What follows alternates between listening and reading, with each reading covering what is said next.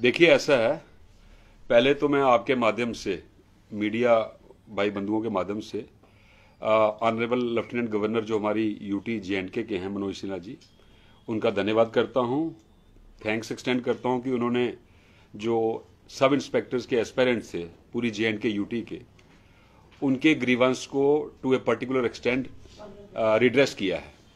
उनकी डिमांड थी कि 2016 के बाद 5 साल के बाद ये रिक्रूटमेंट प्रोसेस इनिशिएट हुआ है, तो मिनिमम एज 18 साल, मैक्सिमम एज 28 साल रखी है।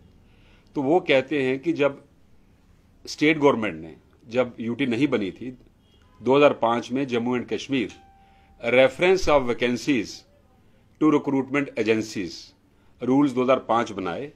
उन रूल्स का रूल 2 कहता है कि साल में कम से कम एक बार डायरेक्ट रिक्रूटमेंट वैकेंसीज जो हैं वो नॉन गेस्टेड एसएसआरबी को रेफर होनी चाहिए और गेस्टेड जो है पब्लिक सर्विस कमीशन को रेफर होनी चाहिए, राइट। और यहां पे रिक्रूटमेंट बोर्ड जो पुलिस का था वो अपना था, वो एसएसआरबी को रेफर नहीं करते थे। जब एग्जीक्यूटिव और आर्म्ड के सब इंस्पेक्टर्स की सीनियरिटी का डिस्प्यूट हुआ तो सेंट्रल एडमिनिस्ट्रेटिव ट्रिब्यूनल बेंच ने कहा कि एग्जीक्यूटिव और आर्म्ड की सीनियरिटी सेपरेट नहीं हो सकती।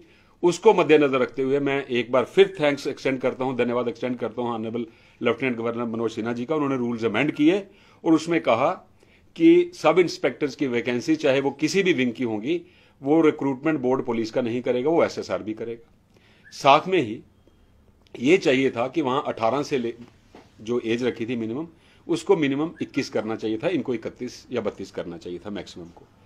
वो चूंकि उनके संज्ञान में नहीं आया, अब इन बच्चों ने ग्रीवेंस अपना प्रोजेक्ट किया कि हमारे 5 साल जो हमें 5 अपॉर्चुनिटीज मिलनी थी, ये बैग नहीं कर रहे। ये रूल्स जो बने हैं statutory rule under the constitution, जो हमारी जे&के का कॉन्स्टिट्यूशन था उसके अंडर ये रूल बने हैं। ये इनका स्टैट्यूटरी राइट था कि हमें 5 चांसेस 5 साल में मिलते।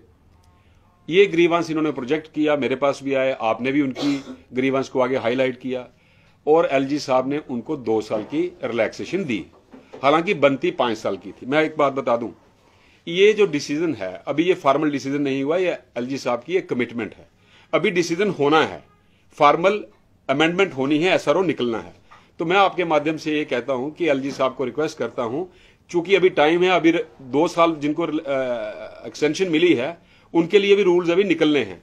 तो रूल्स निकालने से पहले जो ये बच्चे जो 33 साल की एज के लिए, मैक्सिमम एज के लिए रिक्वेस्ट कर रहे हैं, ये इनका ग्रीवेंस इसी एक्शन में रिड्रेस कर दिया जाए। उसका कारण मैं बताता हूं। जब इन्होंने एजिटेट किया ये इकट्ठे थे, जब इन्होंने एजिटेट किया ये इकट्ठे थे, 5 साल की रिलैक्सेशन मांग रहे थे। अब 5 की जगह 2 दे दी। जो मेन इसको प्रोजेक्ट कर रहे थे वो 30 से ऊपर हैं, वो बेचारे बाहर रह गए।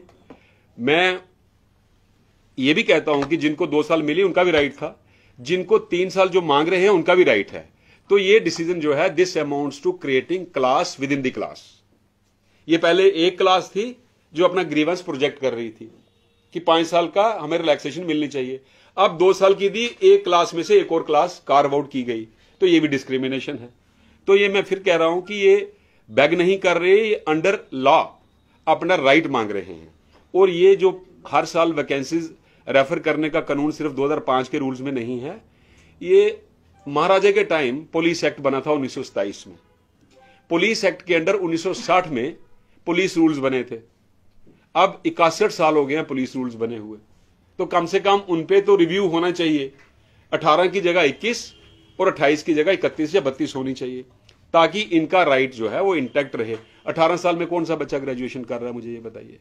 कांस्टेबल की भी 18 से 28 और सब इंस्पेक्टर की भी 18 से 28। कांस्टेबल की एजुकेशनल रिक्वायरमेंट है 10th, सब इंस्पेक्टर्स की ग्रेजुएशन। तो ये एपरेंट एनॉमली है रूल्स में जो रेक्टिफाई होनी चाहिए। अब आप ये देखिए, कल ही सुप्रीम कोर्ट ने जजमेंट दी है जिसमें यह कहा है, recruitment process would be meaningless without timeline. मतलब within specific time recruitment process complete होना चाहिए। और जो हमारे रूल्स 2005 के कहते हैं कि आपको जनवरी में ये वैकेंसीज हर साल एसएसआरबी को रेफर करनी है और विद इन 10 मंथ्स और 11 मंथ्स वो प्रोसेस कंप्लीट होना चाहिए। अब सब इंस्पेक्टर्स की रिक्रूटमेंट कब हुई? 2002 में इनिशिएट हुई, 2005 में हुई, फिर 8 में हुई, उसके बाद 9 में हुई, फिर 16 में हुई, अब 21 में हो रही है। मैं आपके माध्यम से एलजी साहब के नोटिस में एक चीज और लाना चाहता हूं। 2002 में जो सब इंस्पेक्टर की सिलेक्शन हुई, सब इंस्पेक्टर की पोस्ट है स्टेट कॉडर, इसका पूरी स्टेट को एक यूनिट मान के एक मेरिट लिस्ट बनती है, लेकिन तब इन्होंने कश्मीर की अलग मेरिट लिस्ट बनाई, जम्मू की अलग बनाई।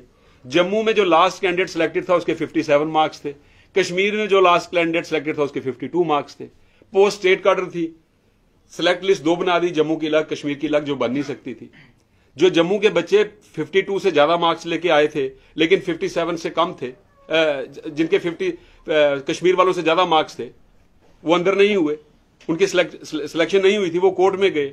कोर्ट ने कहा यह सिलेक्शन गलत है, क्वैश की, डिवीजन बेंच ने भी क्वैश की, सुप्रीम कोर्ट ने भी क्वैश की। 47 लड़के जो हैं कश्मीर के मेरिट रीड्रा करके बाहर निकले, सुप्रीम कोर्ट तक वो केस हार गए। लेकिन तब की गवर्नमेंट ने एडवोकेट जनरल के थ्रू सुप्रीम कोर्ट में एक स्टेटमेंट दी कि इन बच्चों ने नौकरी कर ली, अब इनको रख लेंगे और जिन्होंने इनके खिलाफ केस किया उनको भी लगा देंगे।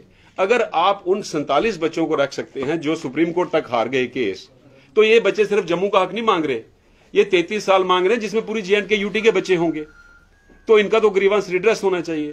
तो मैं आपके माध्यम से लेफ्टिनेंट गवर्नर साहब को पहले तो एक धन्यवाद करता हूं कि उन्होंने 2 साल की रिलैक्सेशन दी, लेकिन थोड़ी और मैग्नानिमिटी बता के रूल्स के मुताबिक, कानून के मुताबिक जो इनका हक बनता है वो इनको रेस्टोर किया जाए, और जो मैक्सिमम एज 30 है उसको बढ़ा के 1 टाइम एक्सेप्शन या रिलैक्सेशन 33 ईयर्स की जाए, ताकि इन बच्चों का ग्रीवेंस रिड्रेस हो जाए। और इसका एक फायदा क्या होगा? ये फायदा सिर्फ JNK यूटी के बच्चों को नहीं होगा, ये स्टेट गवर्नमेंट को होगा, पुलिस फोर्स को होगा। क्यों? जितना ज्यादा कंपटीशन होगा इतने ज्यादा बेटर मेरिटोरियस बच्चे सिलेक्शन में आएंगे। और कंपटीशन का मतलब ही होता है, रिक्रूटमेंट बोर्ड बनाने का मतलब ही यही होता है कि आप बेस्ट मेरिटोरियस बच्चे चुने। तो क्या आप चाहते हैं कि बेस्ट मेरिटोरियस बच्चे नहीं आने चाहिए? एक बात और, दूसरी, अगर आप 2016 में एडवर्टीजमेंट निकालते हैं या 12 में निकालते हैं, 5 साल आप सिलेक्शन प्रोसेस में लगाते हैं, जो बच्चा 16 में अप्लाई करता है वो अगर 28 साल का है तो सिलेक्शन होते होते, अपॉइंटमेंट होते होते उसके 33 साल हो जाते हैं, तब वो क्या अनफिट होता है।